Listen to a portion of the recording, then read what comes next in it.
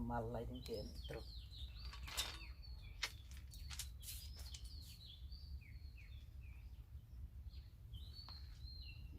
अनि त लाउनु पर्यो नि त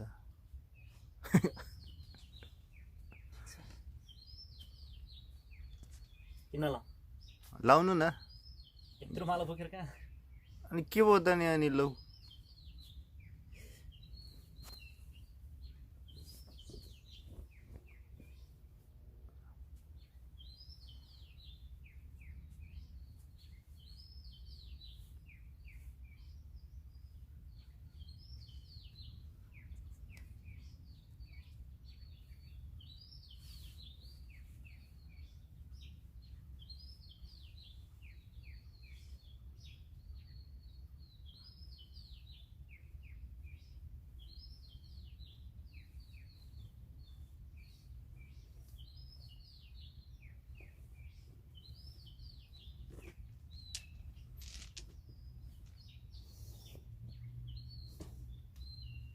खै हेर्नु कस्तो छ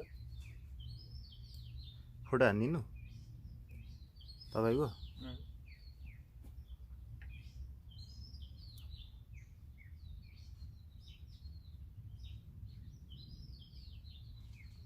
त्यसै हान्नु के फोटो सकेसम्म अनि पुरै आउँदैन नि त आज हान्नु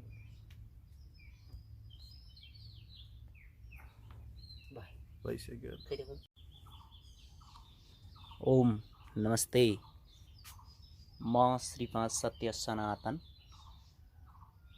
आज हामी सत्य सनातन कुटी सूर्य सम्पत सूर्यघाटबाट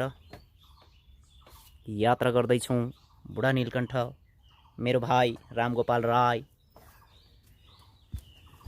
सबैलाई स्वागत छ नयाँ नयाँ अब हाम्रो के अरे नयाँ नयाँ मुड नयाँ नयाँ भ्लग नयाँ नयाँ कन्टेन्ट नयाँ नयाँ खतरा खतरा विज्ञानको कुरा हुँदैछ अब खतरा खतरा हाम्रो पद्मसम्भवको फ्यान हैन नष्टको ध्वजा अनि हाम्रो यो सनातन कुटी दरबार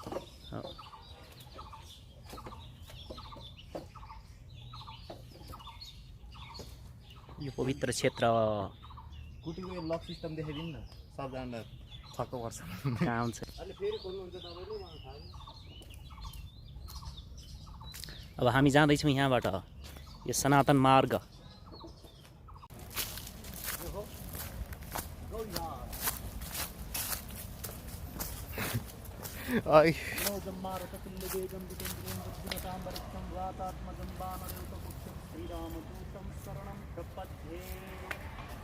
हाम्रो हनुमानजी गणेशजी महारानी गौरी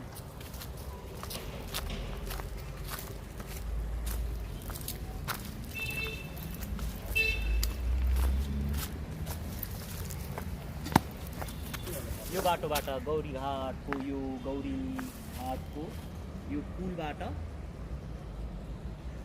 यसरी सनातन कुटीमा जान बाटो छ सबैलाई स्वागत छ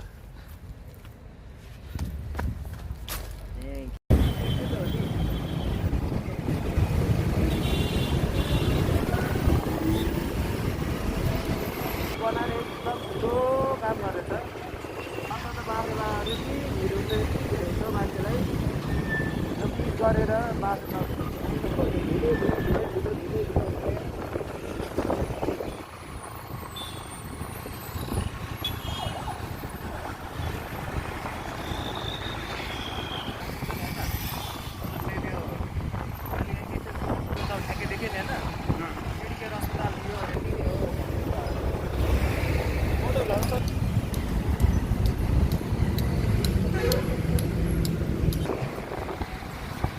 होम हॉस्पिटल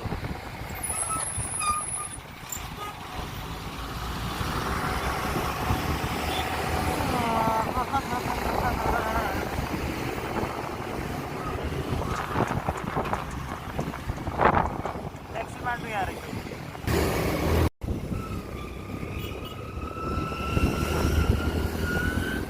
हामी बुढा नीलकण्ठ पुग्नेवाला छौँ अब तारे भिर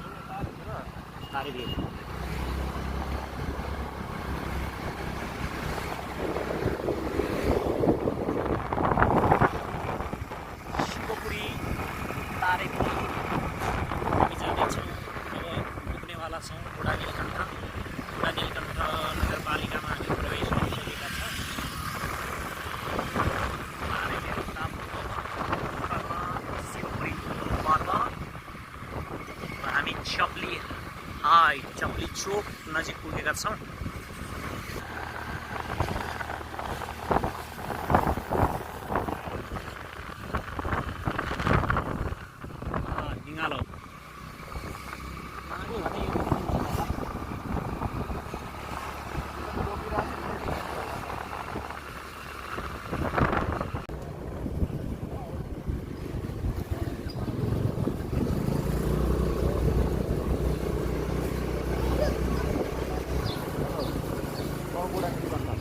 लेफ्ट टर्न देब्रे जाउँ हामी बुढा नीलकण्ठ मन्दिर परिषद।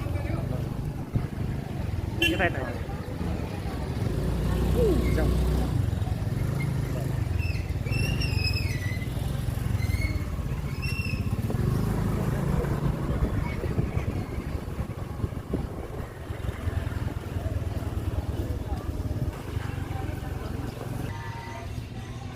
अब हुन्छ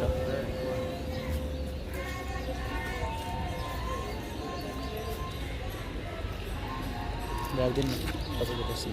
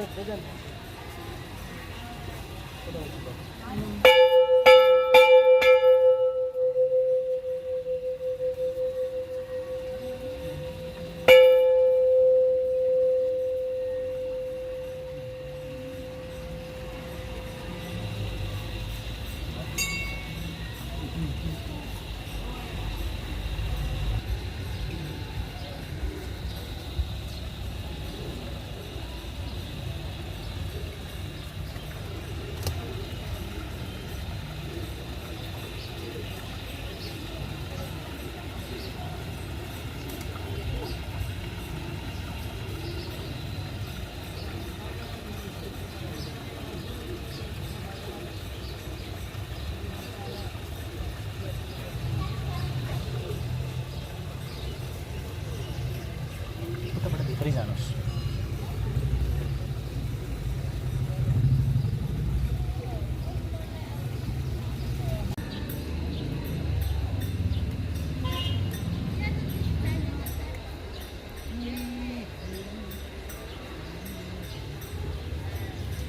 हेलो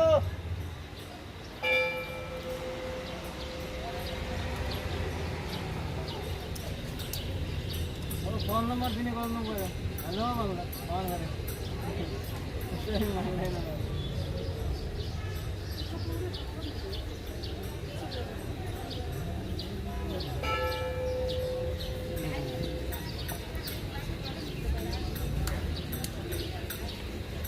नमस्ते, हामी बुढा नीलकण्ठमा छौँ अहिले। भगवान् बुढा नीलकण्ठ, बुढो नीलकण्ठ काठमाडौँ बुढा नीलकण्ठ नगरपालिकामा रहेको बुढो नीलकण्ठ नारायण थानमा छौँ हामी। तपाईँहरूलाई देखाउँछु म नारायण थान, जहाँ भगवान्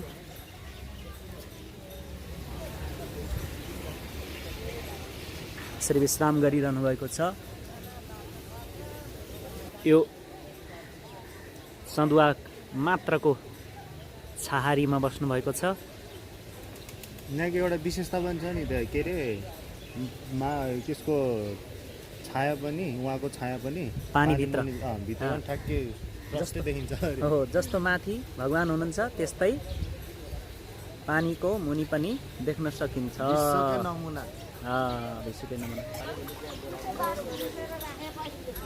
मूल ब्रह्म तने विष्णु शाखा नाम महेश्वरा, पग पगमा देवा नाम हे वृक्षराज नमस्तुते। यस्तो छ। यहाँ सायद नयाँ योजनाले केही नबन्ने जस्तो देखिन्छ। यहाँ त्यो ठाउँमा 3-4 कोठाको घरहरू थियो, यो ठाउँमा पनि धर्मशालाहरू थियो। अबको नयाँ योजनामा यसलाई चाहिँ नबनाउने ढङ्ग देखिन्छ। सायद अहिलेको यस्तै होला।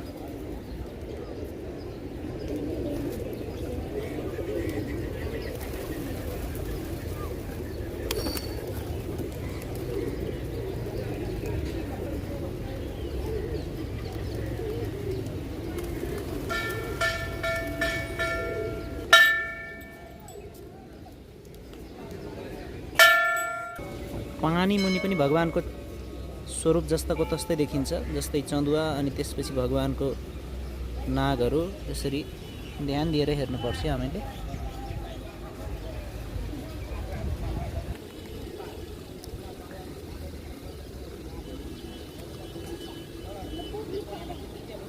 यो तल हेर्नु, पानीभित्र पनि पर्यावहरू देखिरहेछ।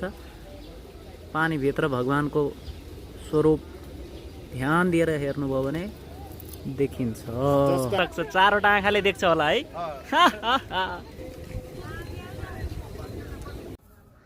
हामी अब आइपुगेका छौँ महायोगी सच्चिदानन्द सरस्वती खप्तड बाबाको निजी निवास। उहाँको समाधि भएको 2053 साल। उहाँले काठमाडौँ आउँदा बस्ने, दिनभरि बस्ने ठाउँ यो हो, विश्राम कक्ष। अनि उहाँको हाम्रो रामगोपाल राईजी हुनुहुन्छ खप्तड बाबाको आश्रममा रमण गर्दै।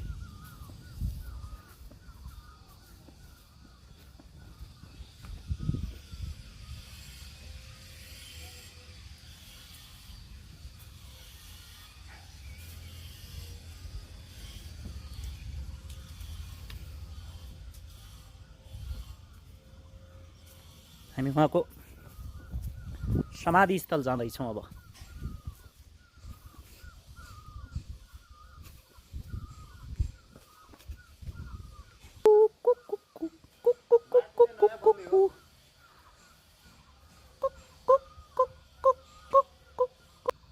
मन्द मन्द मुस्कानले हामीलाई स्वागत गरिरहनु भयो।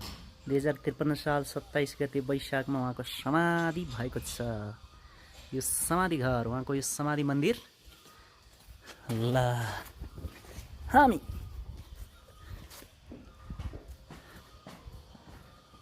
समाधि मन्दिरमा पुग्दैछौँ।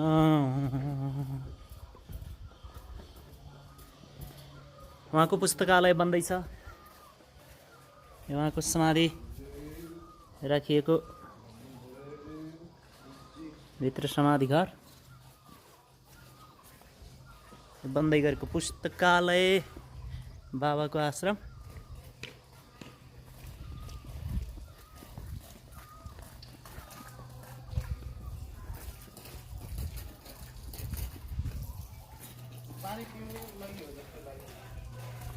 धमाधम धमाधम बन्दैछ। यहाँ काम यसरी भइरहेछ। बाबाको किताबहरू यहाँ यसरी राखिएको छ।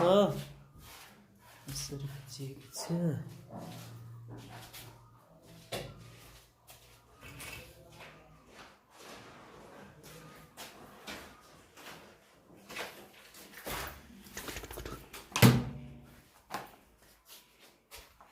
के नाम हो त्यसको भन्नुहोस् त? The science of thought, Khaptad बाबा श्री धर्म विज्ञान द्वितीय खण्ड। यस 4 खण्ड छ अनि एउटा सम्मिश्रित छ। त्यही राखिदिनुहोस्। यहाँ मान्छे छैन तर अनुमति बिना लिन हुँदैछ यहाँ बबाल काम। यो रहेको छ धर्मशृङ्ग। यो माथिपट्टि धर्मशृङ्ग, यो गजुर देख्नुहुन्छ यो सानो, यो धर्मशृङ्गको बार हो। धर्मशृङ्ग विपश्यना ध्यान केन्द्रको बार। अनि विपश्यना ध्यान केन्द्रसँगै सटेको छ खप्तड बाबाको पुर। हेर्न सक्नुहुन्छ। यो हो विपश्यना ध्यान केन्द्र, उसको यो बार अनि उसको क्षेत्र छ यसरी सँगै सटेको छ। अनि पछाडि देख्न सक्नुहुन्छ यो नागार्जुन राष्ट्रिय निकुञ्ज शिवपुरी। शिवपुरीको फेदमा, शिवपुरीको गोदमा काठमाडौँ सहर। यहाँनिर अब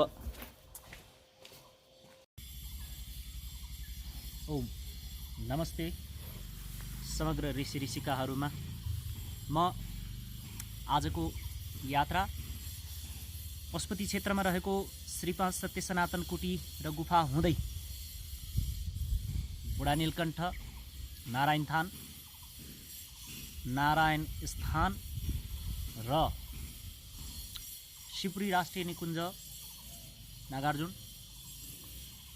फेदमा रहेको धर्मशृङ्ग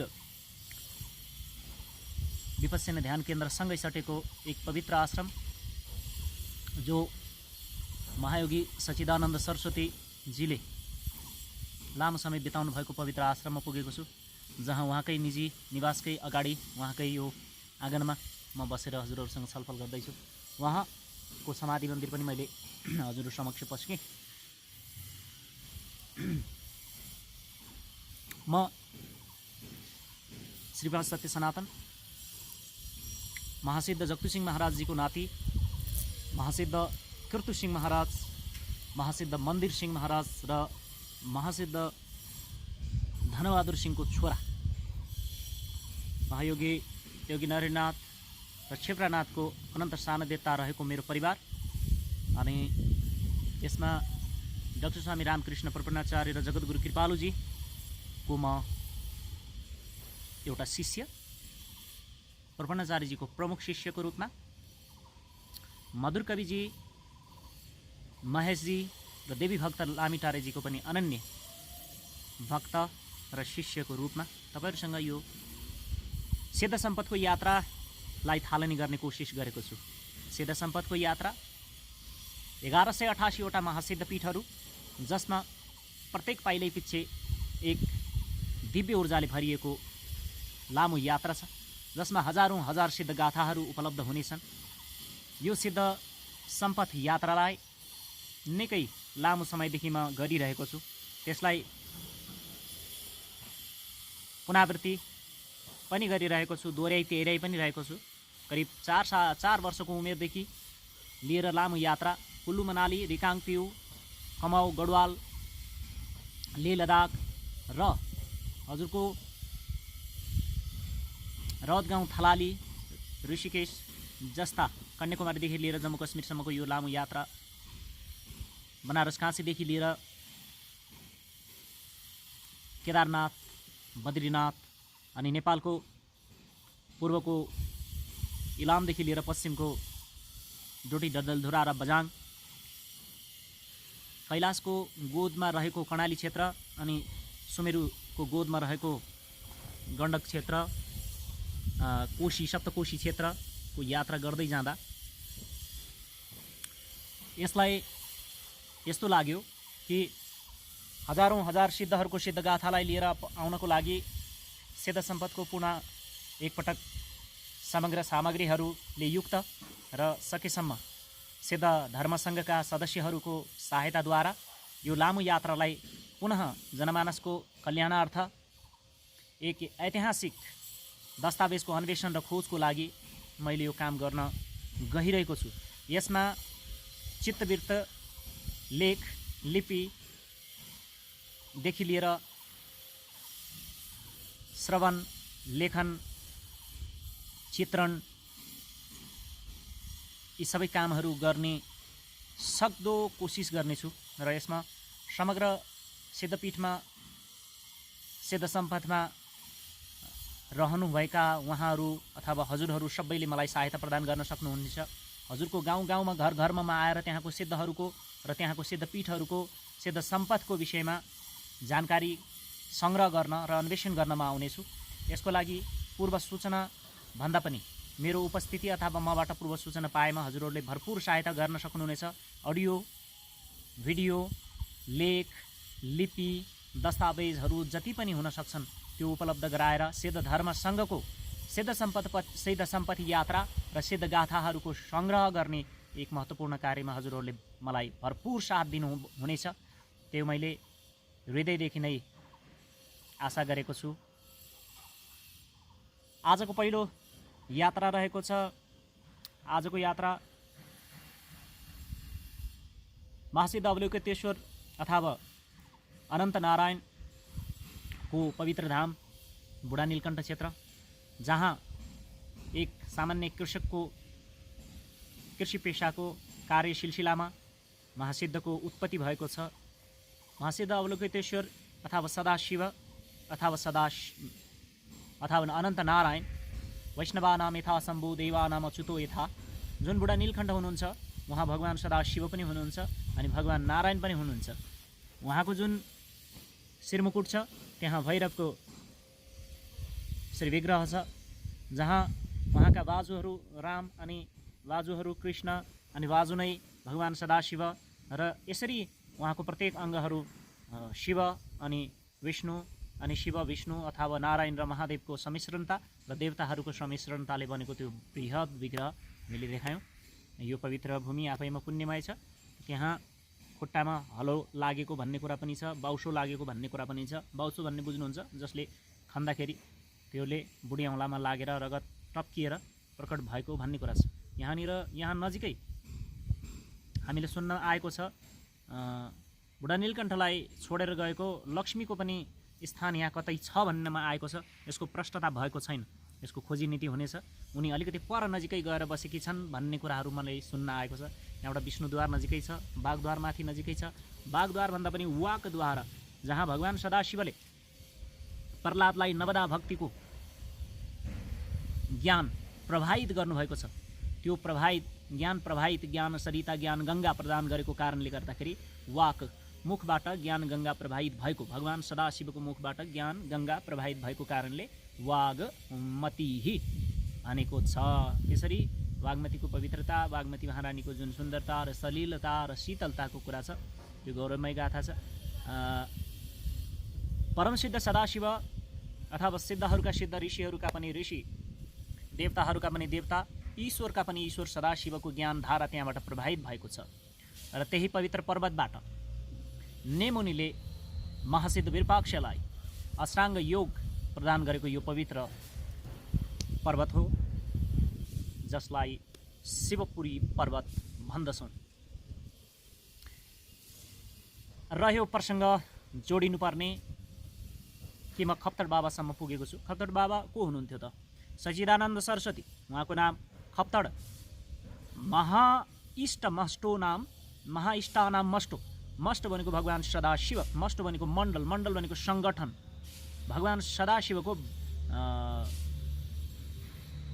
एक भिन्न भिन्न रूप, 18वटा रूप, 18 जनामा विभक्त भएको एउटा विभक्त अथवा सन्धि विच्छेद अवस्थाको स्वरूप र सन्धियुक्त स्वरूप, जसलाई मण्डलमा आउन बित्तिकै युक्त भयो र भिन्न हुन बित्तिकै विभक्त भयो। त्यो विभक्त र संयुक्त जुन मण्डल छ, जो सदाशिवको स्थान हो, त्यो खप्तड, जो मष्टोको सबभन्दा बृहत तीर्थ हो। मष्टो देवताको 18 मष्टोको, त्यहाँ चाहिँ खप्तडी मष्टोको प्रधानतामा त्यो मष्टोको महातीर्थ हो खप्तड, जहाँ खप्तड पर्वत छ, खप्तड हिमालय छ। खप्तड 22 पाटन क्षेत्रमा खप्तडको एउटा बृहत क्षेत्र छ, जहाँ यो मष्टोको परम्पराको उत्पत्ति भएको ठाउँ पनि भन्न मिल्छ। मष्टोको हजारौँ ठाउँमा उत्पत्ति भएको छ, हजारौँ ठाउँमा। कहीँ कालो सिल्लो भएर उत्पत्ति हुनुभएको छ, कहीँ सूर्य मष्टो भएर, कहीँ आदि मष्टो, कहीँ उदय मष्टो, कहीँ बारा मष्टो, कहीँ ढडार मष्टो, कहीँ थार्पु मष्टो, कहीँ बुढु मष्टो, कहीँ कफल्न मष्टो। यसरी मष्टोको उत्पत्ति भएको छ। मष्टो भनेको भगवान् सदाशिव, इष्टहरूको पनि इष्ट, कुलहरूको पनि कुल, हैन? त्यसले गर्दा शिवको त्यो पवित्र भूमि खप्तडमा बसेर अनन्त अनन्त अनन्त साधना गरिरहेको कारणले गर्दा उहाँको उपनाम रह्यो खप्तड बाबा। खप्तडमा बास बस्ने, खप्तडमै साधना गर्ने भएको कारणले खप्तड बाबा। खप्तडको त्यो पवित्र भूमिलाई नमन छ। र डाक्टर स्वामी प्रपन्नाचार्य खप्तडको पर्वतमा, खप्तडको हिमालयमा स्वाँ गर्दै हाम्रो डाक्टर स्वामी सच्चिदानन्द सरस्वती भन्दा पनि हुन्छ, उहाँ पूर्व डाक्टर पनि हो, उहाँले त्यो उपाधि छोड्नु भएको छ। डाक्टर स्वामी श्री सच्चिदानन्द सरस्वती खप्तड बाबा, उहाँलाई भेट्न जाँदा उहाँले ल्वाङ सुङमेल मुठी मुठी खाइरहेको देखिएको छ। र त्यो किन भन्दाखेरि त्यो हिमालयमा शरीरमा जुन अग्नि तत्त्वको बढी आवश्यकता हुँदाखेरि ल्वाङ र सुङमेल अनि मरिच चपाएर बस्नु हुँदो रहेछ उहाँले, शरीरमा तात्क्रमको आवश्यकता हुने भएको कारणले। अनि डाक्टर स्वामी प्रपन्नाचार्य त्यहाँ पुग्दाखेरि बिरामी हुनुभयो, लेक लाग्यो। यसै पनि उहाँ मोटो मान्छे, सानो 4 फुटको गान्टे स्वामी पुड्के महाराज भनेर दुनियाँले उहाँलाई उपनाम पनि दिएका थिए। र आफैले पनि बार भन्नुहुन्थ्यो, सबैलाई पुनरावृत्ति गराइदिनुहुन्थ्यो। र स्वामीजी त्यहाँ भेट्न गइसकेपछि सच्चिदानन्द सरस्वतीज्यूले भन्नुभयो, स्वामीजी किन माथि आउनुभएको? म तलै आउँथेँ, मलाई भनेको भए, मलाई खबर पठाइदियो भए हुन्थ्यो भनेर भन्दाखेरि, होइन म हजुरलाई नै भेट्न आएको हुँ। र त्यसरी उहाँहरूको जीवनको विषयमा आफ्नो जीवनका रहस्यमय कति कुरा व्यक्त गर्न नमिल्ने, कतिलाई व्यक्त गर्न मिल्ने कुराहरूको आदान प्रदान गर्नुभयो र रात बिताउनुभयो, त्यहाँ बस्नुभयो। र त्यसरी सच्चिदानन्द सरस्वतीको पनि केही संक्षिप्तमा जीवनी लेख्ने कोसिस गर्नुभएको छ डाक्टर स्वामी प्रपन्नाचार्यज्यूले। डाक्टर स्वामी प्रपन्नाचार्य आफैमा पनि बृहत विद्वान र अनन्त दुःख र कष्टले एक विशाल उचाइ प्राप्त गर्नुभएको सनातन धर्म संस्कृतिको एक मूल जगको रूपमा मैले मानेको छु। म डाक्टर स्वामी प्रपन्नाचार्यको प्रमुख शिष्यको रूपमा भएर मात्र होइन, म जगद्गुरु कृपालुजीको पनि एउटा शिष्य हो। उहाँको हजारौँ शिष्यहरूमध्ये मलाई त्यो महान गुरुको शिष्य छु भन्ने घमण्ड भन्दा पनि, अहङ्कार भन्दा पनि उहाँको हुँ भन्ने एउटा गौरव चाहिँ छ। त्यसले गर्दा सनातन धर्मका अनेकौँ हाँगा बिङ्गा र जुन मत र सम्प्रदायको जुन एउटा मतभेदता छ त्यसको बिचमा उहाँले आफ्ना दुईटै गुरु परम्परालाई छोडेर जुन मूल सनातन धर्मको सर्वाङ्गीनतालाई र वेदान्तको मूल जगलाई समातेर सनातनलाई मार्गनिर्देशन गर्नुभयो, यसलाई सनातन धर्मको पथमा। त्यसको लागि म गुरु महाराज गुरुदेवसँग म अनन्य कृतज्ञता व्यक्त गर्न चाहन्छु। मित्रहरू, प्रसङ्ग छ सच्चिदानन्द सरस्वती। सच्चिदानन्द सरस्वती कहाँबाट दीक्षित हुनुभयो भन्ने विषयमा। सच्चिदानन्द सरस्वती जहाँ दीक्षित हुनुभयो, भारतको दक्षिण भारतको श्रृङ्गेरी मठ शारदा पीठम भन्ने छ, जहाँ म पुगेको छु। अहिले भारती तीर्थ स्वामी र उहाँको प्रमुख शिष्य हुनुहुन्छ, नियुक्त गरिसक्नु भएको छ। त्यो पवित्र ठाउँ पनि असाध्यै सुन्दर छ, जङ्गलको बिचमा उच्च पर्वतमा छ। त्यो दक्षिण भारतको त्यो ठाउँमा भए पनि करिब 2-3 घन्टाको यात्रामा एकजना चित्रकार बहिनी हुनुहुन्थ्यो, उहाँसँग कुरा गर्दै म त्यहाँसम्म पुगेँ। 2074 सालमा श्रृङ्गेरी मठमा पनि पुगियो। श्रृङ्गेरी मठमा एक दिन बस्ने चाहना चाहिँ अधुरै रह्यो। म त्यो दिन फर्केँ।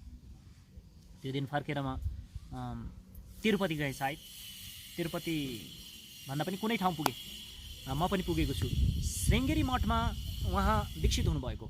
उहाँ कश्मीरको पण्डित हुनुहुन्थ्यो, कश्मीरको पण्डित परिवारमा, एउटा ब्राह्मण परिवारमा। उहाँ चाहिँ एउटा मेडिकलको डक्टर पनि हो र कुनै यस्तो खालको घटना घट्यो जसमा उहाँले उपचार गरेर सफल नभएको कुरा कुनै योगीले छोएको मात्र भरमा त्यो चिकित्सा पास भयो, पूर्ण भयो र त्यसपछि उहाँ विरक्त भएर योगी भएर हिँड्नुभयो। अर्को एउटा रहस्यमय कुरा छ, डाक्टर स्वामी सच्चिदानन्द सरस्वती अथवा खप्तड बाबा अथवा योगी सच्चिदानन्द सरस्वती, उहाँ जुम्लाको गणेश गुफा भन्ने ठाउँमा पनि बसेको कुरा बुझिन्छ 12 वर्ष। र 12 वर्ष त्यहाँ बस्दाखेरि उहाँले गहुँ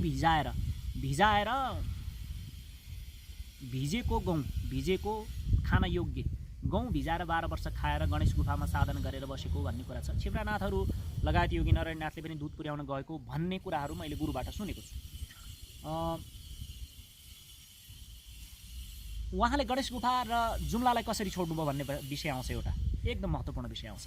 त्यहाँ उहाँका अनन्य सेवक अथवा भक्त हुनुहुन्थ्यो, जो एक जोडी, अनि उहाँको सन्तान एउटा मात्रै छोरा थियो। जबसम्म सन्तान थिए सबै कुरा सब ठिक थियो, अनन्य भक्तिमा हुनुहुन्थ्यो, अनन्य सुखमा हुनुहुन्थ्यो, अनन्य खुसीमा हुनुहुन्थ्यो। जब उहाँको एउटा छोरा थियो, उनी पनि शरीर छोडेर गइसकेपछि उहाँ रात दिन आएर सच्चिदानन्द सरस्वतीसँग रोदन गर्न थालेपछि आफ्नो प्रिय मित्र अथवा भक्तको दुःख सुन्न नसकेर, किनकि विधाताको नियमलाई टाल्न सकिँदैन, प्रकृतिको नीतिलाई टाल्न सकिँदैन, त्यो कारणले गर्दाखेरि उहाँहरूको दुःख सहन नसकेर राति उहाँले त्यो जुम्लालाई छोडेर खप्तडतिर प्रस्थान गर्नुभएको छ। खप्तड पुग्नुभन्दा पहिले नै जुम्ला क्षेत्रलाई मन पराएको देखिन्छ। जुम्ला जाजरकोटको 22 पाटनदेखि लिएर तल झर्दै चाकुरे हुँदै तपाईँको गङ्गाहरू हुँदै हजुरको गोठी चौर हुँदै गणेश गुफा पुग्नु पर्दछ, जो जुम्ला चन्दनाथबाट नजिकै पर्दछ, जहाँ तिला र जवा नदीहरूको पवित्रता छ। र त्यहाँसम्मको एउटा इतिहास मैले जानेको छु। र स्वामी सच्चिदानन्द सरस्वतीजी खप्तडमा धेरै वर्ष बस्नुभयो। एक योगीले बास बस्ने पवित्रता, एकान्तता र एक मौनता, एक स्थिरताको आसन उहाँले त्यहाँ लगाउनु भयो। र उहाँको शरीर पछिल्लो समयमा यता आएर छुटेको छ र उहाँको समाधि यहाँ लागेको छ। कतिको भनाइ यस्तो पनि छ कि शरीर वहीँ छुटेको थियो र उहाँलाई यहाँ ल्याइयो भन्ने कुरा छ। यो विषय हामीले नदेखेको कुरा हो, हामीसँग प्रमाण नभएको कुरा हो। तसर्थ जे भए तापनि उहाँले पनि यो पवित्र ठाउँमा समाधि लगाएको छ, एउटा स्मृतिको केन्द्र बनाइएको छ। खप्तड त खप्तड छँदैछ, किनकि 18 मस्टो अथवा 12 मण्डल अथवा 9 भवानीको त्यो पवित्र भूमि जुन सनातन सभ्यताको विशाल सम्पदा जुन खप्तड छ, त्यो खप्तडको क्षेत्र छ। त्यहाँको गरिमामय गौरवलाई एउटा उचाइमा पुर्याइदिनु भएको छ सच्चिदानन्द सरस्वतीजीलाई मेरो कोटि कोटि प्रणाम छ। ओम नमस्ते सबै ऋषि ऋषिकाहरूलाई मेरो नमस्कार छ। यो सिद्ध सम्पदको यात्रामा निरन्तर हजुरहरू मसँग भइरहनुहोस्। यस्तै नयाँ नयाँ सिद्धहरूको गाथा र सिद्ध सम्पदहरूको दर्शन गराउने अभिलाषाको साथमा हजुरहरूलाई नमस्कार छ। ओम नमो सिद्धाय।